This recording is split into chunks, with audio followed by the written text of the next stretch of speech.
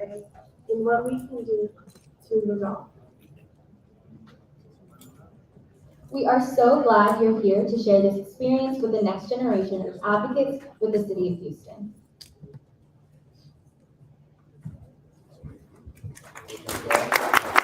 Can I have a microphone?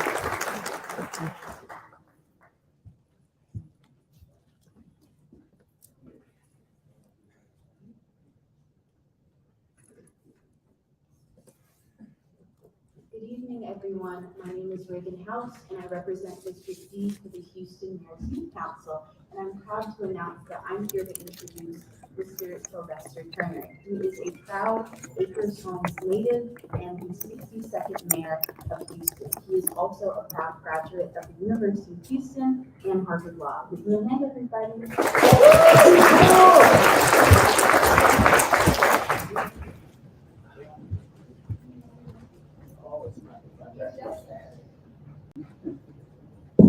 It's on. Thank you so very much. Appreciate the introduction. And look, I appreciate being here for this youth town hall meeting. I think this is the first one of this format that I've had since I've been here as mayor. So look, I'm all excited and fired up and ready to go. And this is an opportunity not just for Chief Finn and I to do talking, but quite frankly, for us to do some listening. And so I know you have some fantastic ideas, concerns, issues, even challenges that you want to present to us. I certainly want to thank my Mayor's Youth Council because they represent every one of the single-member districts here in the city of Houston. And I've had a chance to go before you all a few times. I look forward to going before you again. So look, thanks for having me. I'm looking forward to the conversation. And where's Oprah Winfrey? So thank you, okay?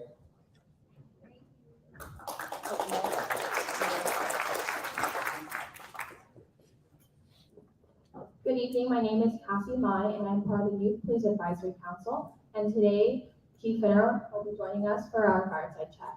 Chief Finner is a Houston native, and he has worked with HPD for more than 30 years. He's really committed and dedicated to improving the relationship between the youth and the police department. He's constantly connecting and giving advice on topics such as teen dating violence, mental health, and bullying at Life Act discussions. And now we'd like to welcome Chief Finner. Thank you very much for the very nice introduction. Let me say this first of all. Parents, volunteers, anybody, our police officers, our department directors, thank y'all so much for investing in our kids. As I look around and you look at the successful adults, you didn't become successful by yourselves. That we always had a village concept, and that's what this is all about. But let me say I'm so proud of the mayor's council. I'm proud of our YPAC because you're truly leaders, and people don't understand the importance. 5 times a year, I get a chance to sit down and visit. And the mayor and I just talked about it. We want to bring the groups together even more, but which a lot of people don't realize in our community, when I'm listening to y'all, I'm learning, okay? And it drives policy. And people don't think it does, because when y'all telling me, hey, what angers kids, what makes kids laugh, and what y'all challenges are, that drives policy, and that's power. So I just want to say I'm so proud. Open, honest communication builds relationships. And I can think of nothing more important to build relationships with our future leaders, because that's what y'all are.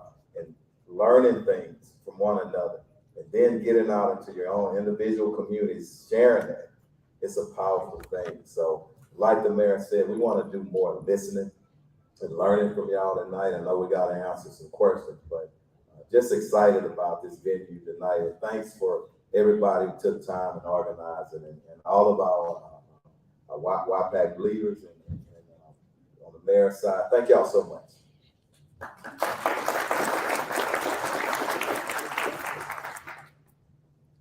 Thank you so much for that. So now we will be beginning the panel discussion. If you guys have any questions, please raise your finger and we will take a microphone to you. And please remember to be respectful of everyone's time and everyone's questions. Thank you.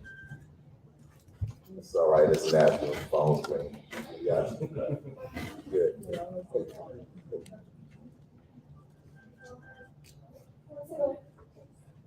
Some brave soul first.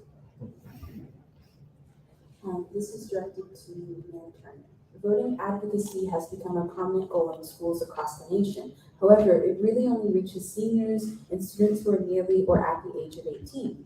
How can you get younger ages, even those in elementary school, interested in the way their city works and how it's managed? Thank you. Very, very good question. And, in order to get people more active in terms of voting, it's important that we reach them at an early age. Okay? It's just like reading. You can't wait until people get to be, even in elementary school or junior high. We start off in kindergarten and pre-K. Just like this last week, I was reading to some kindergarten kids. So it's important to kind of get out. And what I'm always amazed, I don't care how young people may be, people have good ideas and they are listening. I was kind of surprised. I went into this kindergarten class, chief, and I asked, who knows who I am?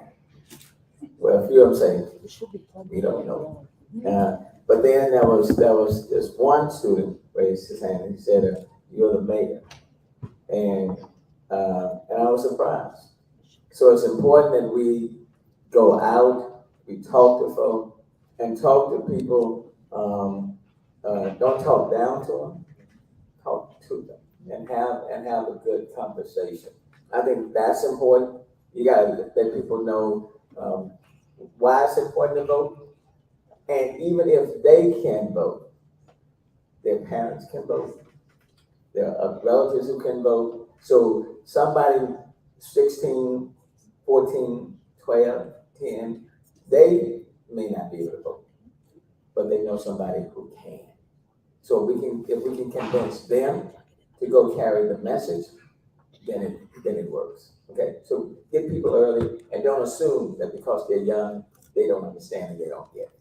Quite frankly, there are a whole lot of older folk, like some of these people that are older than I am in this room, because I'm y'all age, we need to convince them, but get to them young and I think it can make a difference. Thanks for the question. All right, then we'll take our next question from this side.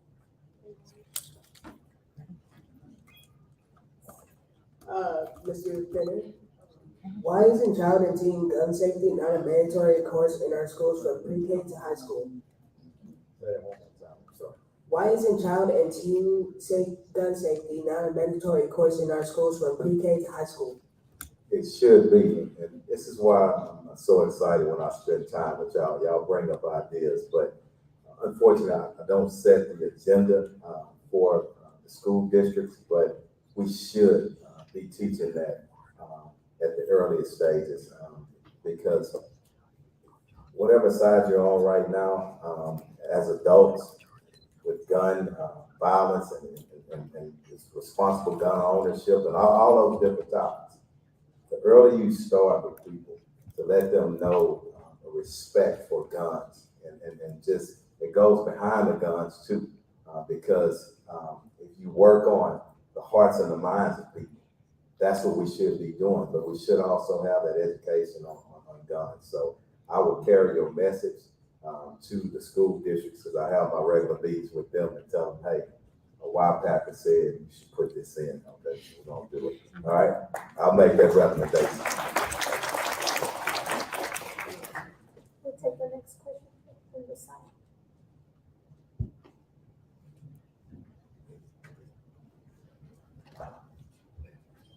This is directed to either of y'all, but I'm wondering, how is the city working to improve relations between community members and those in position of power?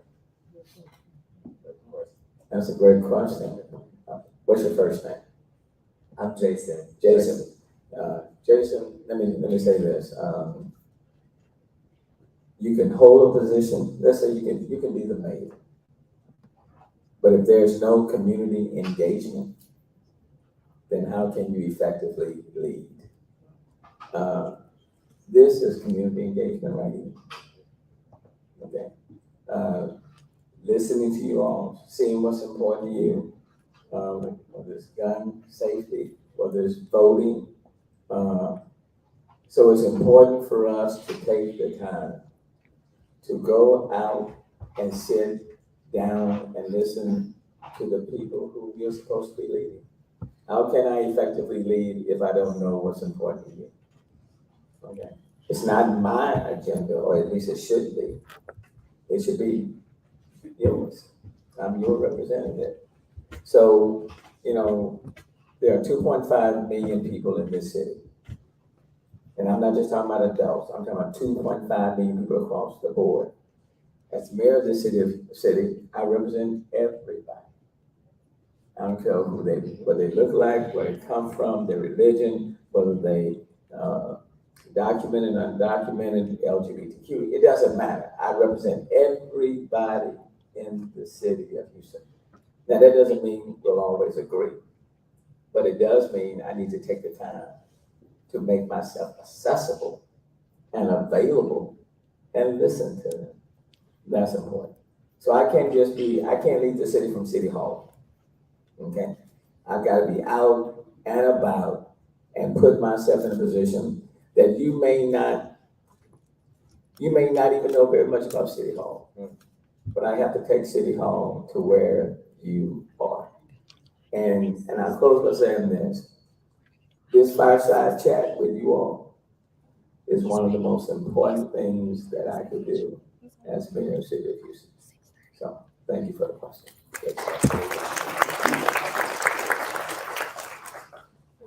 Do you have another question from this side? Okay, this is to both of you.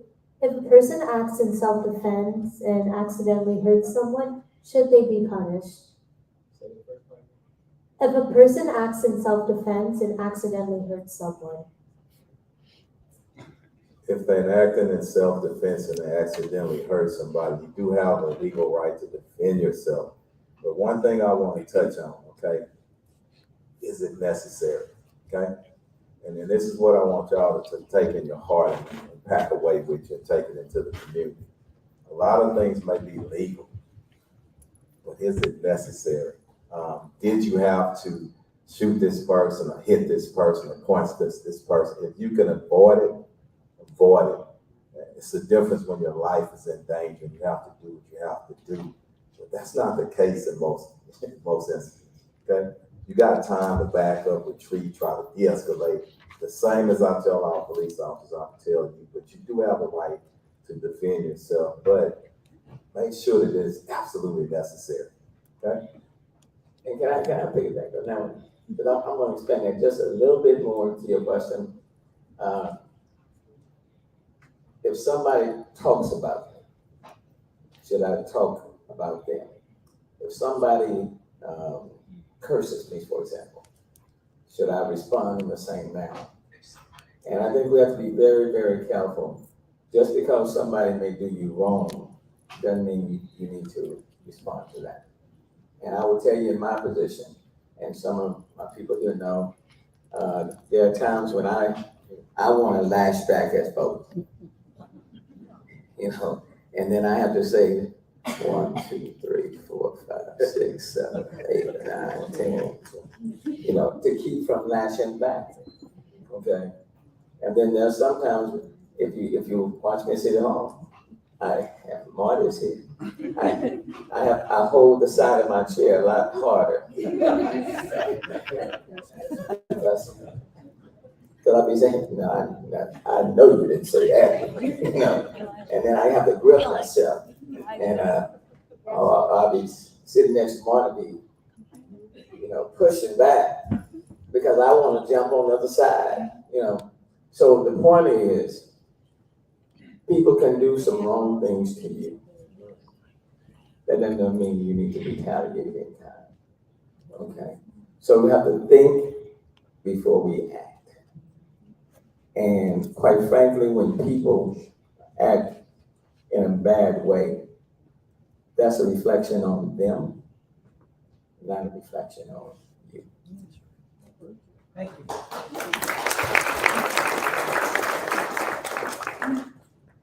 We'll take the next question from this side. What was your name, by the way? Rihanna. My name is Riva, and this is directed to Chief Finna. What are the most used tactics to lure children to gangs? Gang members and criminals that want to exploit kids, the very first thing that they see, they'll try to find your weakness. And that weakness could be, you know what, you don't have strong relationships with your families or your loved ones, okay? If they're gonna try to come in and tell you that everything is better than sliced bread, and it's gonna be better, and I'm gonna help you, and I love you more, you know, get something the Lord, but you gotta love yourself more than getting involved in a gang or whatnot. And sometimes you're in a community, you're in a neighborhood where it's tough. I came up in a kind of tough neighborhood as well. But you have to love yourself, and you gotta wave the flag. And Chief, what are you talking about waving the flag? Get some help. You know, you got the police department, you got counselors, you got people who love you. Seek those individuals out, because if you look at a gang, and you look at gang members, just understand this. I don't care what they tell you. It's a two-way street. You're going to end up dead or you end up in trouble. And neither one of those are good. So they'll use whatever tactic they can do. You know, well, I'm going to protect you. Well, I love you more than your family, or whatever it is, whatever that lure is. You know it's a gang, you should be running away from it. And be proud that you're running away from it. And if somebody intimidates you, that's when you definitely need to let us know, because we got your back on that. And I want every kid to know that in this city, we got your back on that, okay?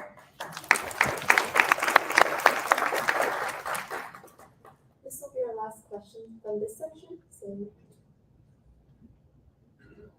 this is directed to Chief Finner. Does what we see on social media platforms become an influence for people to commit crime? If so, what can we do about it? Great question. It does if you allow it. And the truth of it is the power that social media. And I can tell you, I have kids. So I got a young kid and I got, 4 adult kids. But I spend a lot of time with youth. My message is, and this is the challenge. Don't look at the social media like it's just the truth on everything. It's a hoax a lot of times. It's people trying to push their own agenda in your hearts and your minds. Do what's right. And at a young age, understand this. A lot of y'all sometimes, and I won't say y'all because y'all are super intelligent in here. A lot of the youth today, they don't even look at the regular news. They don't even read print. They don't read the newspapers. Let me tell you something. Nobody is so important and so intelligent that you need to be listening to one source. Listen to a number of sources. Educate yourself. Read. And don't fall into it, because I'm going to tell you one more thing. We're going to move on. That social media, once you shoot something out or tweet it out or send it out, you hit that button, it's gone. You can never control it. Can't get it back.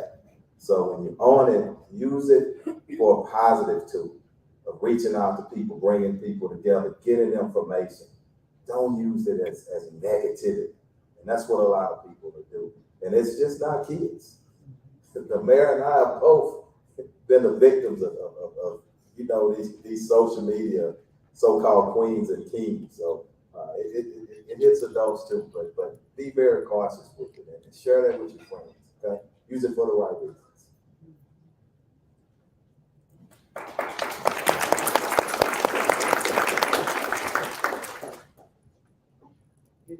Good evening, everyone. Thank you for joining us, and thank you all for the questions.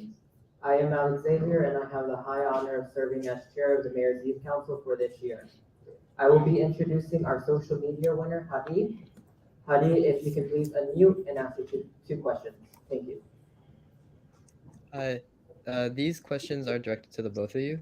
So my first question is, how does the city plan to ensure that all youth have access to quality education and opportunities, regardless of their zip code or socioeconomic status? And my second question is, as young people are increasingly becoming politically engaged and active, What steps is the city taking to ensure that all eligible youth have access to the polls and are able to exercise their right to vote? And both are excellent questions. When I came in as mayor 7+ years ago, the city did not have an office of education. And what I said is that you can't have a growing, dynamic city and moving in one direction if the educational system was moving in a different direction. So I established the Office of Education here at the city, and with the director that reports directly to me. Olivera Yakoska is now my director. There she is. Raise your hand up, Olivera. And she interacts directly, for example, with our superintendents and with our educational leaders, with UNESCO, which is part of the United Nations. She is in charge of my Harris Houston Youth Summer Internship Program, which is a paid internship program for students between the ages of 16 to 24. She's in charge of that. She's in charge of making sure that we have a child-friendly city. Okay, she runs on top of that. So here at the city, education is very, very important. Just like we want to save roads, we want to save streets, we also want to make sure that we have a city that's education focused. And then with respect to people voting, it's important, for example, that we encourage people, students, that when they become eligible to vote, to go and register and vote. But it's also important, again, going back to the question that was first asked, that we not wait until somebody is 17, 18 years old, that we talk to them even sooner. And then it's our responsibility to make sure that your right to vote is protected, because your vote is your voice. And so that's very important. But education is, even though as mayor, I'm not anybody's superintendent. I don't run the schools, okay? We don't hire the teachers. We don't hire the superintendents. We don't have that control, that level of control. But we can engage and work very closely with the school districts to make sure that they have what they need from the city's point of view. So thank you for the questions, and I hope that answers them. Thank you.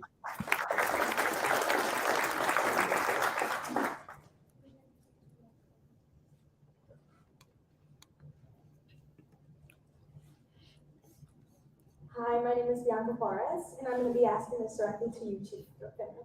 How can concerned youth become more involved in community relations and affairs with the Houston Police Department and their selective communities? As in, what are some ways to increase youth awareness and knowledge of policing safety and law enforcement education with our peers? Thank you so much. I think what we're doing here today, but the mayor hit it. We simply, as professionals, as leaders in our city, we have to take it to and find you guys and ladies where y'all are. And we do that a number of ways in all our youth programs, but we have to really be intentional. Get in offices to schools, get in offices in any social environment or setting that we can, because again, there's so much to learn from y'all. It's people just look at it and say, well, you know what? The kids are learning from y'all. No, that's not true. I spent so many years spending time with you over my 33 years of service with the Houston Police Department. So a number of ways that we can do it, and any vehicle that we can use, if it's sports, if it's a social activity or whatever, we need to really be doing that. And I want y'all excited about it and intentional about it, building those relationships. This is a great setting, but it has to happen every day in our schools and our communities. And I'm gonna look for y'all too. You asking me, and I'm gonna ask you in ways of how can we, because I'm 50, I turned 56 years old. The mayor's a little bit younger than me. I don't have all those answers. So, He's right. all right? He's right. So, yeah. Thank you. We're going to start with our question and answer session. Hi, I'm Hope Faith, and my question is, what environment exists in schools that have a high average of fights common among students during school? Say the first part again. What environment exists in schools that have a high average of fights among students during school? I think the environment is a lack of anger management, a lack of de-escalation, just as anything else. But I look at what's going on currently. Look at the leadership, so-called leadership. And I don't like to touch on certain points, but look, we're here and we're learning from each other. Some of our so-called leaders, and it's all right to be rude and just nasty, just because somebody disagrees with you. If it's all right, you know that you can throw a punch and whatnot.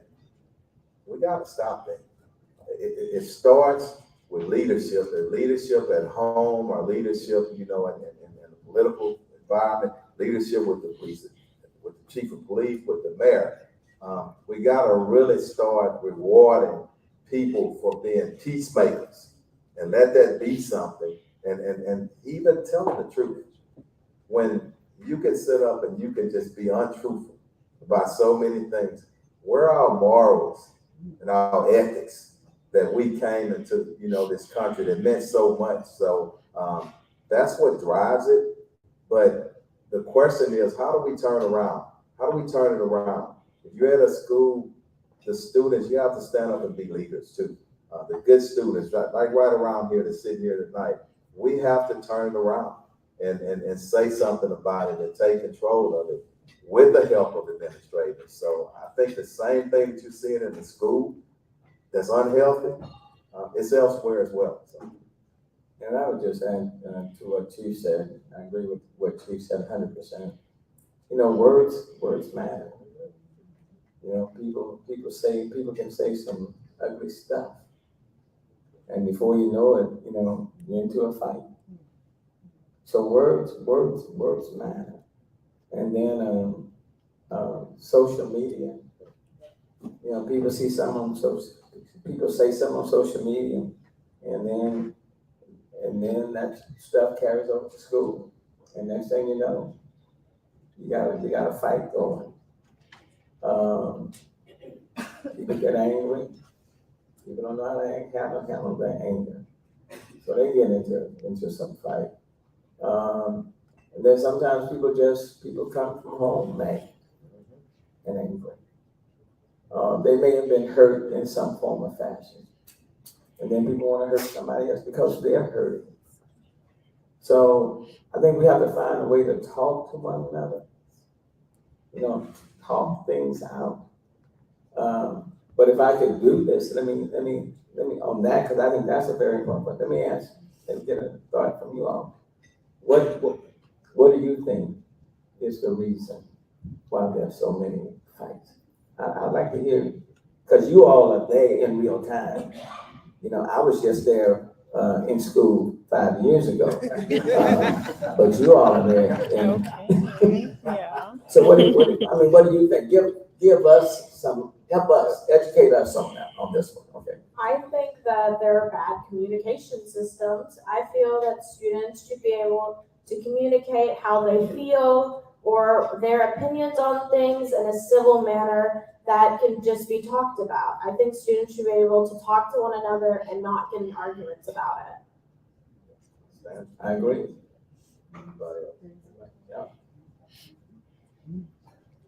Adding on to that, I think it's because that they're encouraged to behave in that manner with arguing back, as shown in a positive light.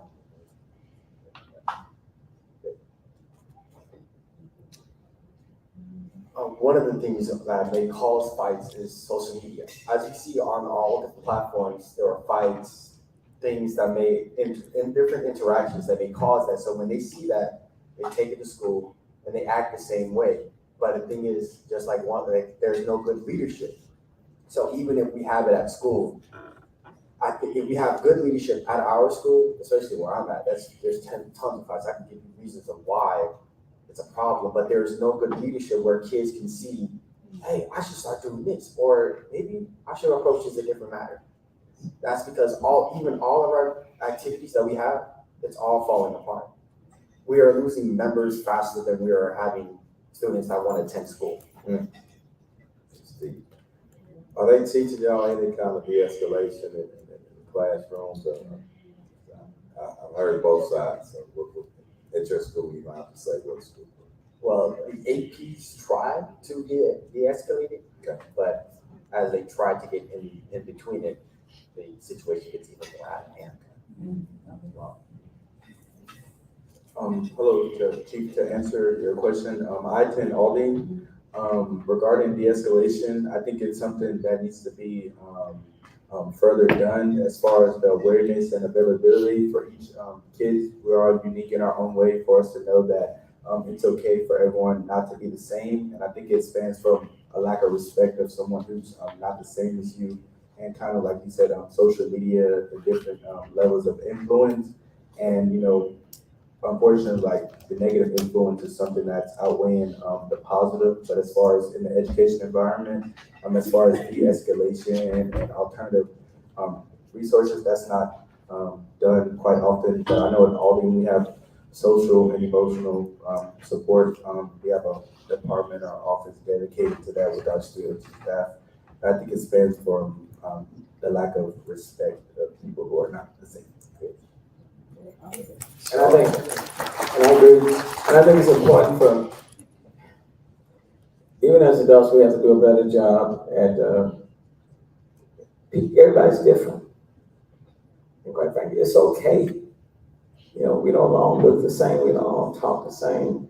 We have different backgrounds, and it's okay. But it doesn't mean that we shouldn't be able to get along with one another, okay? And I think as adults, we have to do a better job of saying we live in a very diverse community. That's why I say all the time, this city is the most diverse city in the country. And that's okay. That's a good thing. But we also have to learn how to be diverse and inclusive at the same time. Okay? And some of the lessons that we are giving go all the way down to the classroom. Okay. So I appreciate all of your comments. And but let me just say, you all are the leaders where you are. Okay. And so we're depending on you all. Leadership ain't easy. Sometimes you gotta make unpopular decisions. But let me tell you something. Go home with your head held high, knowing that you did and you said the right thing for that day, for that moment, okay?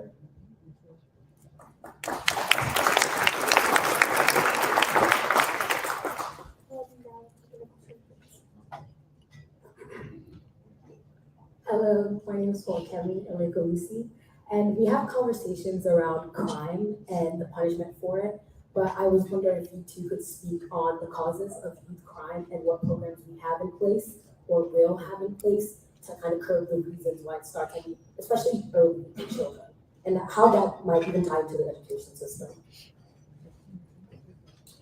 Well, the punishment, you gotta look at stature and then whatever age you're talking about. Sometimes, when people say, well, the kid under 10 or whatnot does something, they should be, okay. You gotta look at the age, you gotta look at the seriousness of it or whatnot. But we gotta start teaching very, very early, and then you gotta look at, well, what programs are we doing? I didn't say this earlier, but we have a mayor that every conversation, it starts with what we can do for everybody. Not just the rich people or the fluent people or people with power. What can we do for everybody, every school? And you look at HPD, and he was intentional in this in our discussions when he first appointed me, and also Chief Osabela. Youth programs, we gotta get out there, we gotta help them. Our PAL programs, our YPAC programs, our TAPS programs, where we get out there and we really teach ways that you can avoid conflict, avoid, criminal activity. But we simply have to continue to do that at the earliest age. we know, and we gotta look at all of the social problems.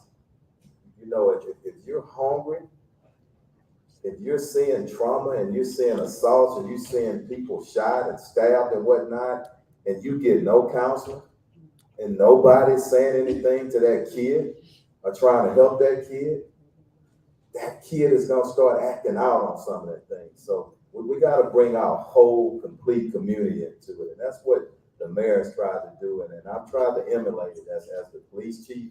We gotta look at everything. People just can't say, well, it's the police, you know, you can say, no, all of us, every social service industry, we gotta step in and help kids at the earliest age, and keep them going in the right way. Then it's like, who's following whom? If you follow the wrong person, the wrong person is committing a crime, you get caught in it too. So who's following whom? And then at the same time, there are a lot of folks, kids who are just angry. They've lost hope. They don't think people love them. So they're angry, they're mad, they lost hope. And sometimes people make bad mistakes. They make bad mistakes. And mistakes that people can make young can go with you the rest of your life.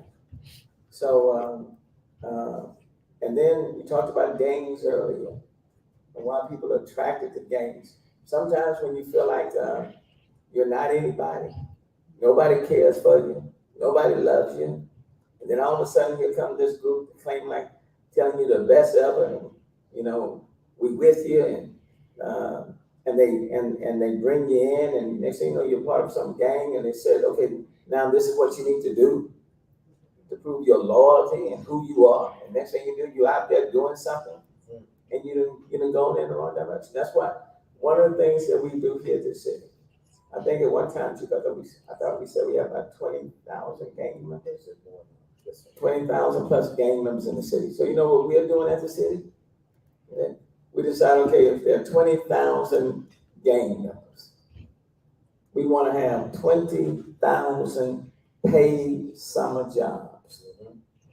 So for every gang member that may exist, we want to say as a city, we got a job for you because we love you more than a gang does.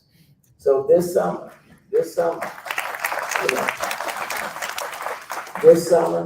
we have asked businesses and corporations to step up. We got close to about 500 of them. 600 businesses and corporations for everybody between the ages of 16 and 24.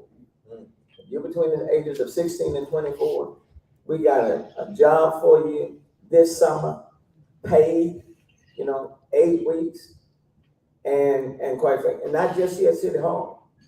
We're talking about with the private sector, in STEM and all these other areas, because we want to be able to say, we love you more than a gang. And we know you need money, because some of our young folk in our city, they don't just need the money for themselves. They're taking care of their mom, or their sisters and brothers, or they happen to pay a light bill. Okay?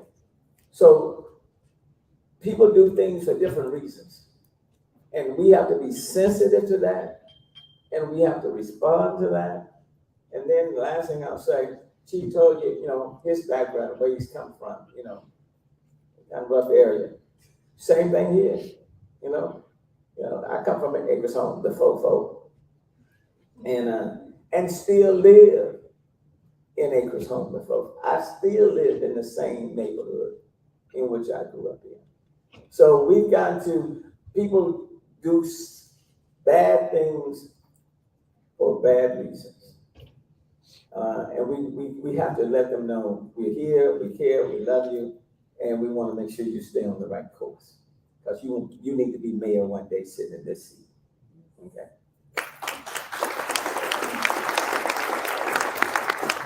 We're going to take the next question from this side.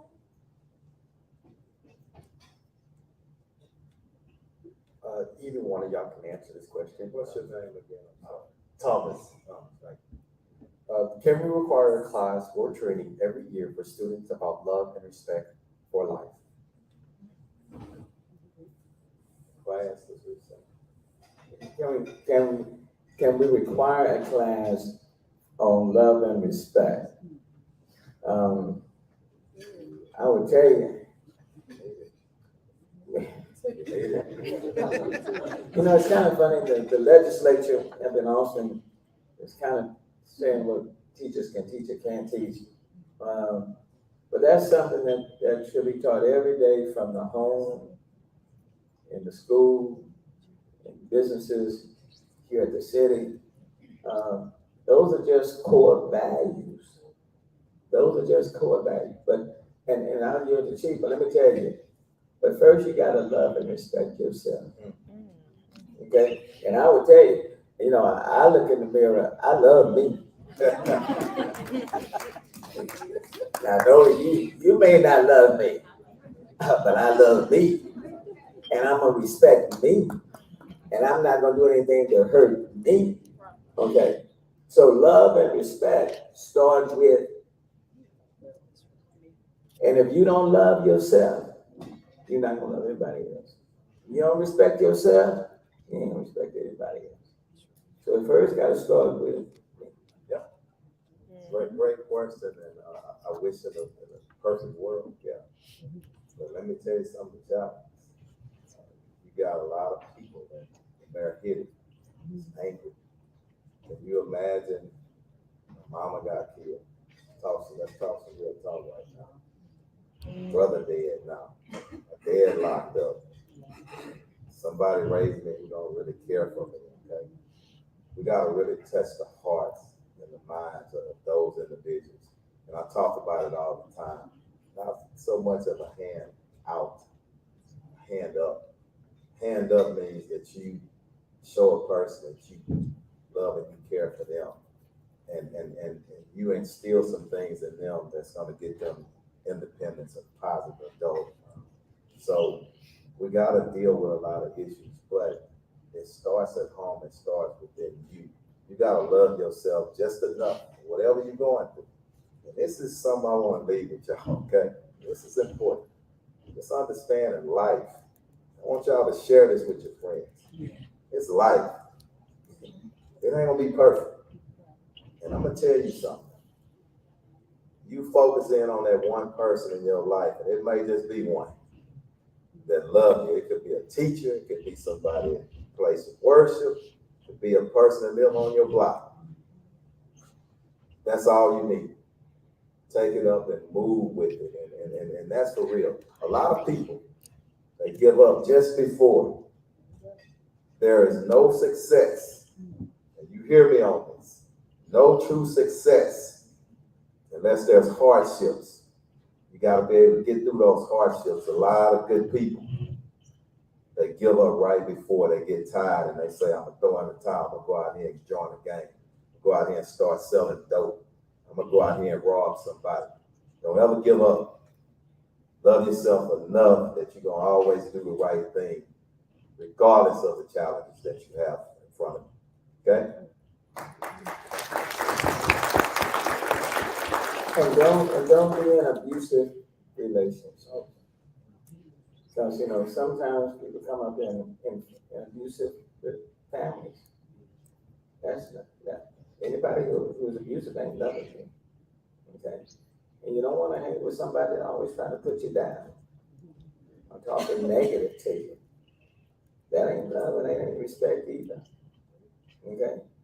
So, I don't need anybody to put me down or to disrespect me.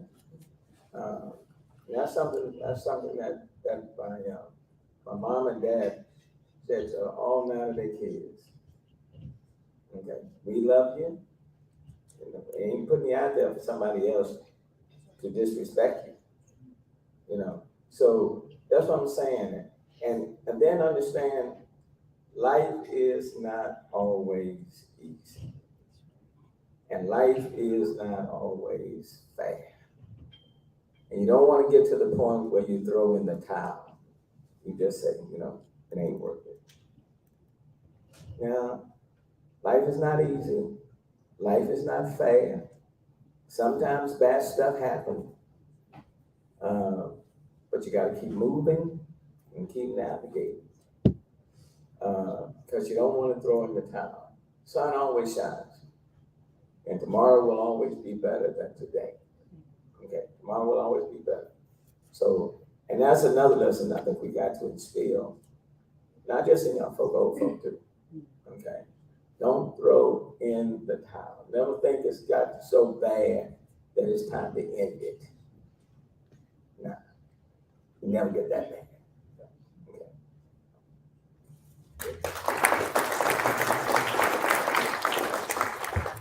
Next question off from this. Hi, thank you so much for doing this. And my question is directed towards either of you. But how has our government shown interest and commitment towards strengthening gun safety in our school districts and our state, especially after the Uvalde shooting? I get bad when I talk about it. Well, I think there are way too many guns on our street. And I think as a state, as a government as a whole, I think we've made it way too easy for people to access guns. People say, stop the violence, and we don't like all these shootings and all this. But if the government makes it so easy for everybody to have a gun, what do you mean? It's like you're talking out of two sides of your mouth. And I'm not saying go and take people's guns away. Don't get me wrong. I'm not saying that. But if the state allows, for example, for to go and buy a gun, no license required, no permitting, no training, then you're creating a market for guns. So there are way too many guns that are out here. And so when people when people have a fight these days, it ain't a fist fight anymore. People pull a gun and boom, boom, gone out of here. So I think we do need reasonable gun laws in this state. I think it's a mistake not to have it. And I think we need leaders to stand up and lead.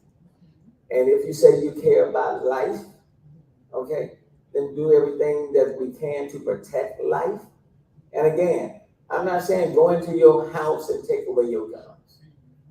But I am saying that we are way too lax, and we make it way too easy and accessible for people to go out and buy. You can buy a gun at 18, but you can't buy cigarettes. Now explain that one to me. Okay, help me to understand the rationale on that. Okay, so, but let me tell you when it's going to turn around. Your generation, because there's other generation like my age need a whole lot of prayer. Your generation, when your generation stand up, okay, then people will start to listen. We just need common sense. Common sense gun laws, okay? Any of y'all driving yet? Okay. Got a license, right? Okay. So you can go at 18 years old with no training, and that's for anybody, even an adult. No training whatsoever. That's just not a good thing. And I don't care what side you're on, political. It's just not smart. So we really got to look at it. But I'm like the mayor. If we're going to do something, the youth generation, y'all going to make a change. And you ought to be in school focused on learning, those type of things. Instead of being fearful that somebody's going to walk in there with some automatic gun and boom, boom, boom. So we just got our values mixed up right now. But I'm hopeful, I'm an optimist. I have a follow-up question, and the question is for Mayor. So how do you think that as youth we can advocate for these changes? Well, let me tell you, when I came in as mayor, we didn't have a mayor's task force on gun violence. I heard all this noise outside the city hall, on the steps of City Hall. And there were hundreds of high school students and college students out in front of City Hall saying, do something, do something, do something. And we decided to do something, okay, from the city. You have a voice, use it, okay. You have a pen, use it. You are active on social media, use it. And the point that I want you to make, I am mayor. You know who I work for? Y'all know who I work for? I'm the employee. I'm not the employer. I work for you. But we didn't got it all twisted. And we are treating elected officials as if the people work for them. You all, I'm your employee, okay? And so your voice, your pen, social media, your classmates, your friends, use it. And I promise you, people like me and others will listen. And if we don't, this seat does not belong to me. You put somebody else in it. Yeah. Or better yet, you run yourself.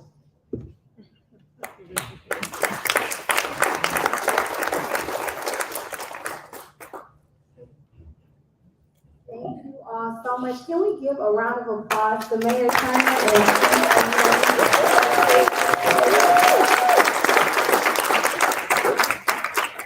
I enjoyed y'all. And I'm sorry, I just gotta say this. This job is challenging as chief, and I know the mayor's job is challenging, but y'all warm my heart.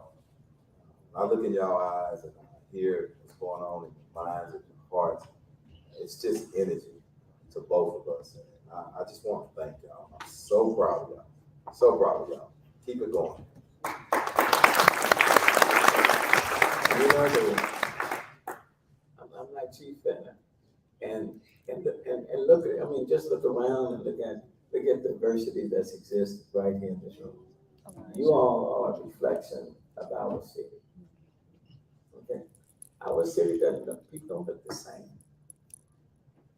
You know, y'all are a reflection of our city. And that is a good thing. And so, you know, look, I have enjoyed being here. I've been inspired. You know, the questions have been incredible. The comments have been incredible. And I'm gonna leave it tonight saying to myself, our city is in good hands. And for those who are listening online, you know, thank you. But our city is in good hands. And I want to thank you all for that. Thank you.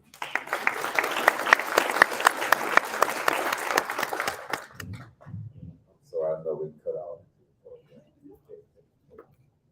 we flow around here, right? And one thing, we flow. Okay, so right now, we would like to allow, if there's a young person in the audience that just has one question, we're gonna just take two more questions and then we're gonna be done.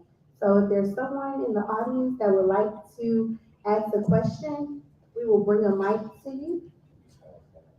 Or a parent, Chief Fenner said he will take a question from a parent as well.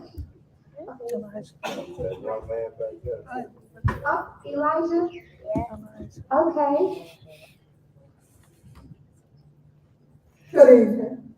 I am a retired teacher from North Fireside State. And one of the problems that we had at one time was where ministers would come into the building from time to time and visit with the students, and it was a very positive very positive outcome. My question is, Chief Fenner, would it be possible for officers to visit? I know we have a large number of schools, but from time to time, visit during lunch and sit down and have lunch with the kids, or, or just show up in the hall, have a conversation, or even after school, so that they have positive feedback. Thank you. Absolutely. Thank you for your service as an educator for many years. You are so right. And not only the officers, you're going to see the chief going around to schools during the lunch period. And I think it's important. The more contacts, positive contacts we can have, you don't build relationships in crisis. You just get through the crisis. And that's when we're dealing with a lot of our youth, and it's just not good. We need to impact them in a positive way, getting into those schools. And we do have programs that's in the schools, but I want my officers to go there, have lunch, go and meet with the kids, let them know, we love you. We got your back, and we're here for you, and we're here to build relationships. So thanks for saying that, but it's not.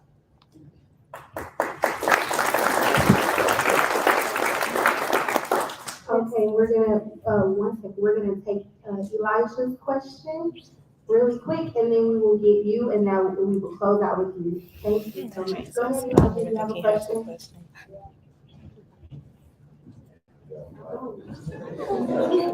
Come up, that's all right. He's not shy. Good.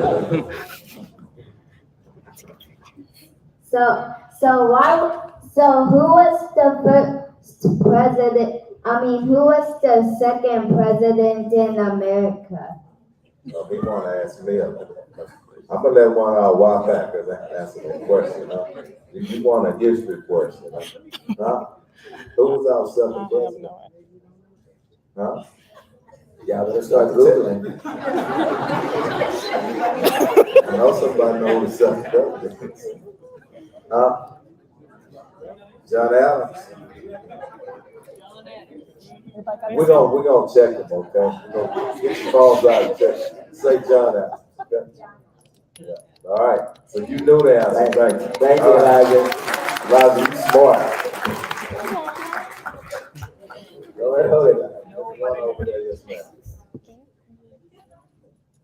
Good evening. I just wanted to thank you all for having this evening. I have my daughter with me. She's a 7th grader. She's a virtual learner at K-12, an honor roll student. And she's very, very concerned about returning back to the classroom. She's a straight A honor roll student at home doing virtual learning. She started learning virtually 2012 when COVID first hit, and she decided to stay with it. She has 1 more year left before she finishes middle school, and I'm trying to encourage her to try to get into the healthcare profession school at the Baby because she wants to be a pediatric oncologist to fight cancer in kids. But she's afraid to return back to a brick and mortar because she doesn't want to be bullied. She doesn't want to get into fights, and she's worried about crime and her safety. And I am here tonight with her, even though she'll be up to 2 o'clock in the morning doing homework, because I wanted her to be here tonight, and she wanted to be here tonight, because I wanted her to understand that there are people fighting hard to try to make things safe in school.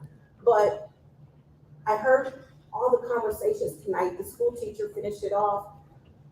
When she was in school, we made sure to be on the PTO. So that was the first thing that we did, engage with the school, be there. And I would always say to the principal, we should get the police officers to come out to the school like they did when I was a little kid at school at Austin Elementary. And that helps the kids to realize, if I want to grow up and be a police officer someday or anything great, that I absolutely do not need to get in any type of trouble while I'm in school. I need to protect my reputation, to protect my future. So I'm just here tonight because I'm glad that she's able to hear in person that you all understand what is happening at the campuses. You understand the kids would like to see you there more as role models and mentors, and it even makes them feel more safer. And I just want to thank you for your time and consideration of everything this evening. Thank you so much. Thank you so much.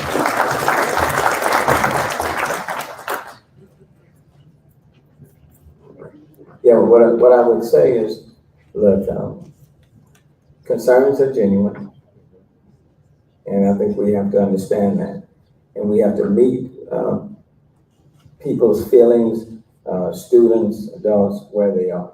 So I don't discount anyone's feelings. But what I will also say is that there are a lot more good people out here than there are bad ones. There are a lot of, we have way more students who are playing by the rules, doing the right things, than those who are not. And I would venture to say, 98% or more of our students are doing it the way it should be done in school. Life is a challenging thing, but whether you're in school, or whether you're in a park, or whether you're in a mall, or whether you're just driving down the street, it is a part of life. And what I've learned is that fear can paralyze you.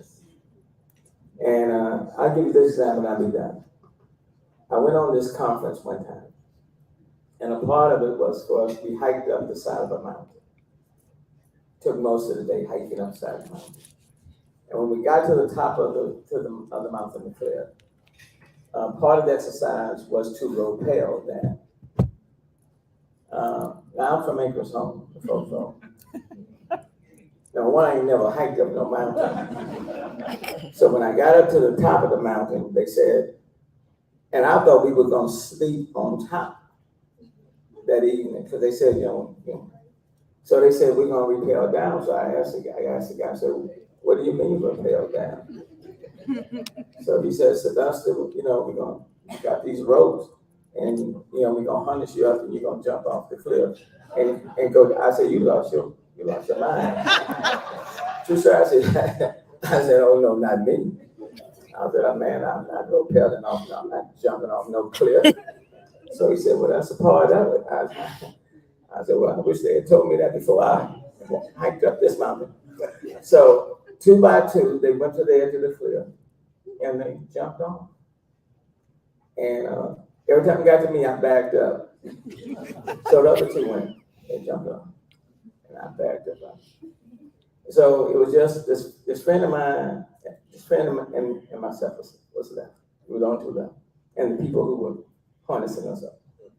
And I said to him, I said, hey man, we don't have to jump off the cliff. We can start walking back down. So he said, no. He said, come on, we're gonna jump off this. So I went to the edge of the cliff and I looked over. I said, Jesus. Too soon. So they harnessed me up and I turned my back and they said, on count of 3, jump. So he said, 1, 2. I said, oh. I said, I'm not ready yet. So I said, Jesus. Why did I come up on this? So he said, okay, so we got it. So anyway, I said to myself, okay, we're gonna do this. So I jumped there and started yelling. I jumped and I started swinging from side to side. And then they kept saying, get your balance, use your legs, bounce off the outside of the cliff. And so once I kind of got control of my mind, and then I started bouncing up the side and started going down. And the more I went down, the fear started to subside. And the next thing, I was on the ground. But you know what was keeping me on the top of that mountain? Was my fear. Once you conquer your fear, life itself will progress. But if you allow fear to grab you, you may do okay, but you're not really going to go as high as you want. So yes, there are bad things that occur. Yes, people treat you right. Treat you wrong. Yes, people talk about all that other stuff. But the bottom line is, you simply have to learn to navigate through life and not allow fear to keep you where you are.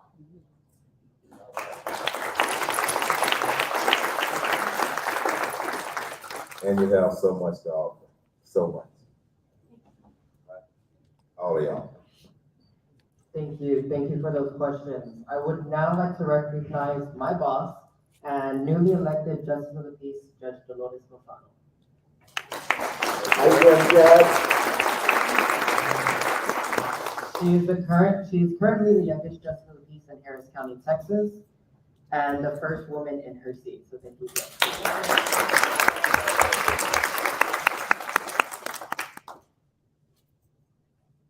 So let me just start off by saying, first of all, I am inspired, so inspired.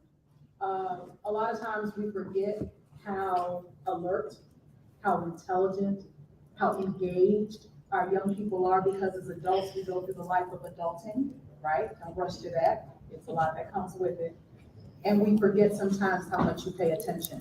But what I'd like to do is acknowledge the Mayor's Youth Council and our YPAC colleagues for putting on this amazing.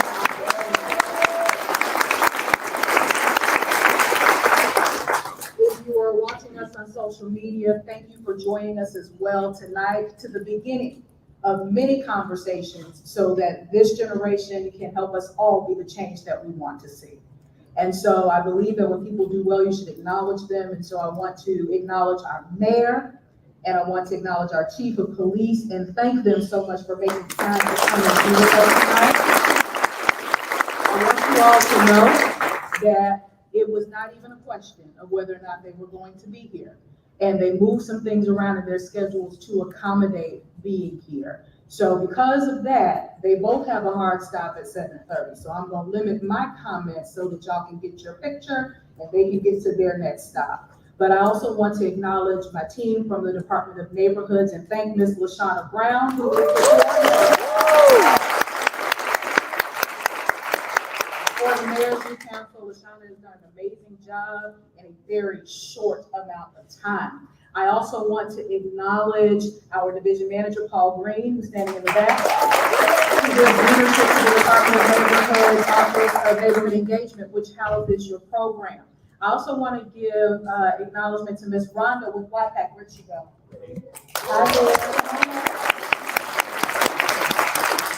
What is going to make you all successful, and our job as adults is to give you what you need to be successful, is to be resourceful for you. So we thank you so much for your participation. Thank you online, and thank you to everyone else from HPD and Don who had something to do with tonight's program.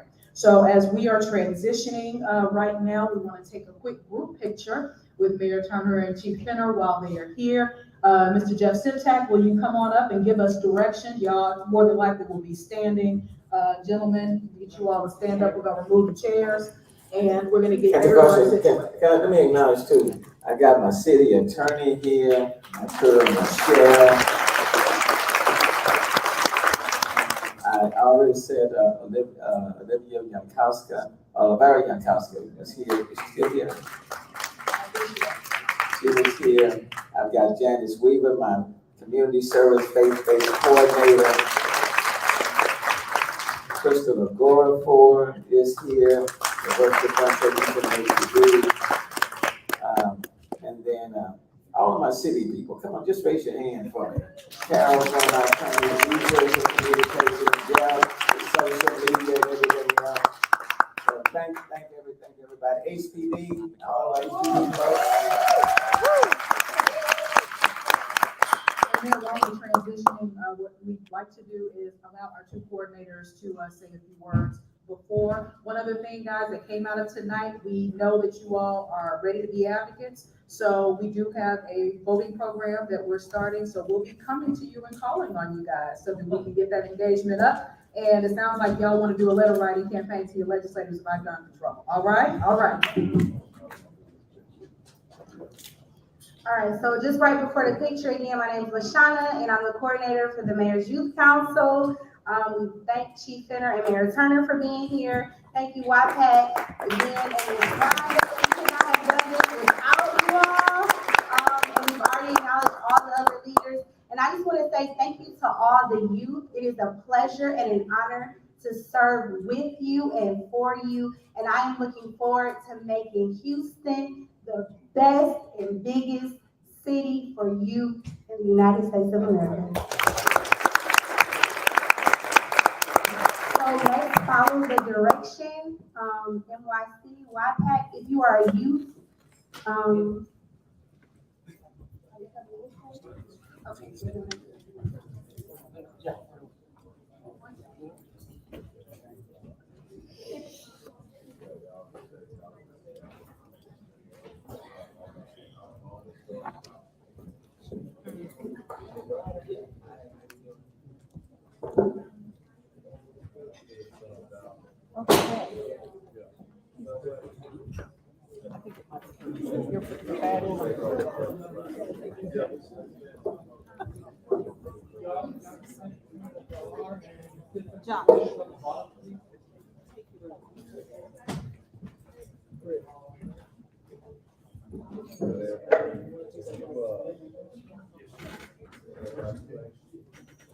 Sorry, that's okay. That's all right. We're still on.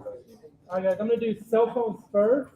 So if you have a cell phone, I'm gonna allow you to do yours, and I'm gonna count down from 10.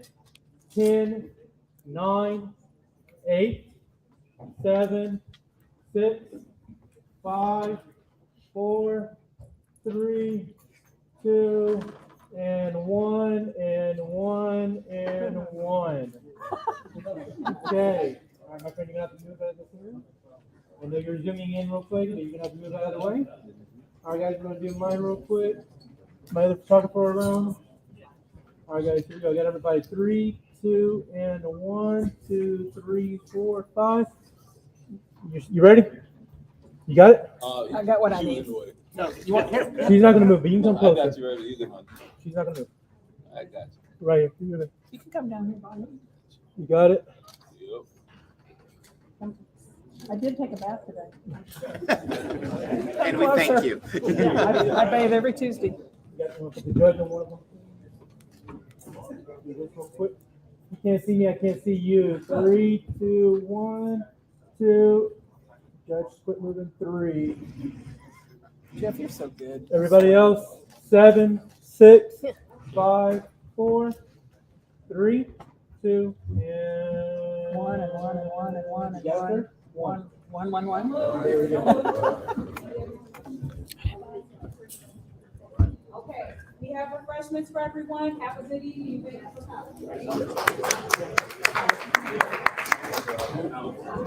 Nice event. Nice, very nice. Very nice. Intelligent, nice kids, you know? You know, the real mayor is right there in the red jacket. She's the real mayor. I am the real mayor. She has him in line. He's afraid of her.